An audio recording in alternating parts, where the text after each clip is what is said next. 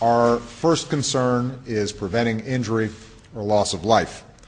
So I want to be very clear in calling upon the Egyptian authorities to refrain from any violence against peaceful protesters. Officers forcibly arrested more than 70 people during the latest Occupy Wall Street protest. Since the start of the movement, nationwide protests have faced numerous cases of police crackdowns with batons and tear gas, often used to break up crowds.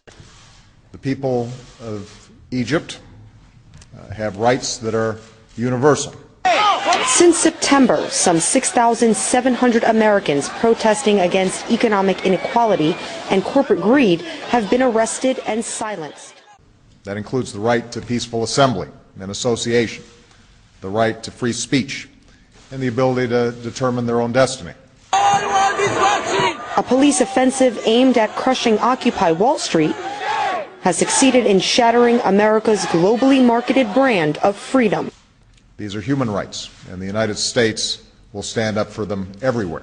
What it's made people realize is the kind of devastating state of our ability to be in a place of dissent in America, and how challenged that is and how oppressed that is. And I think people thought they were freer to dissent and protest until they tried to. I also call upon the Egyptian government to reverse the actions that they've taken to interfere with access to the internet, to cell phone service, and to social networks that do so much to connect people in the 21st century. At the same time, those protesting in the streets have a responsibility to express themselves peacefully. The Federal Restricted Buildings and Grounds Improvement Act, known as H.R. 347, is a law most Americans don't know about, but you don't have to do a lot to feel its force. We represent people who are charged with felony offenses solely because they put up posters, they put up signs asking people to join in demonstrations, and they've been arrested by the police, detained, held on $25,000 bail, and charged with felonies. Violence and destruction will not lead to the reforms that they seek. U.S. lawmakers are tightening up. Recent act amendments include prohibiting protests around the White House and broader language to make arrests and prosecution easier. I think that this is a specific response to sort of the fear that we are actually going to be effective in, transforming the political landscape. But we've also been clear that there must be reform.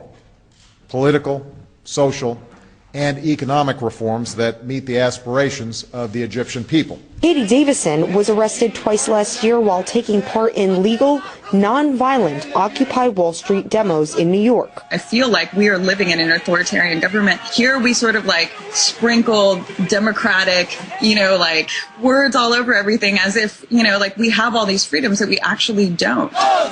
A new reality where it's feared that just about any American engaging in political protests can be prosecuted. It's an outrageous affront to civil liberties and the First Amendment. And I have personally have been arrested several times protesting that have been misdemeanors and now would be a felony. And it's just unconscionable that the Congress passed. In the absence of these reforms, grievances have built up over time.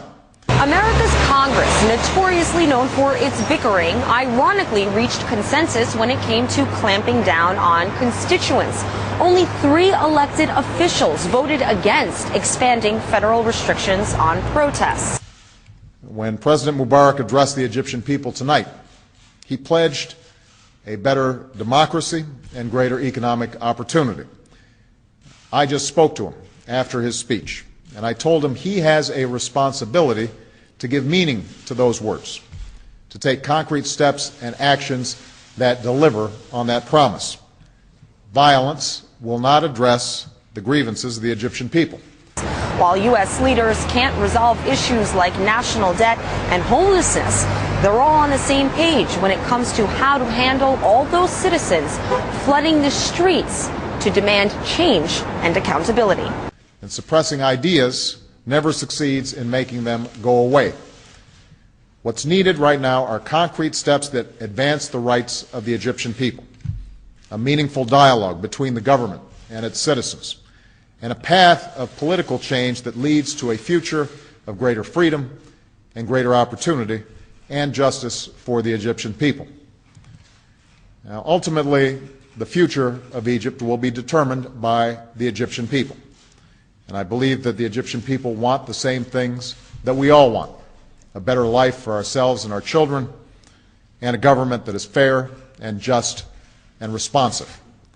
While U.S. leaders can't resolve issues like national debt and homelessness, they're all on the same page when it comes to how to handle all those citizens flooding the streets to demand change and accountability. Now, going forward, this moment of volatility has to be turned into a moment of promise.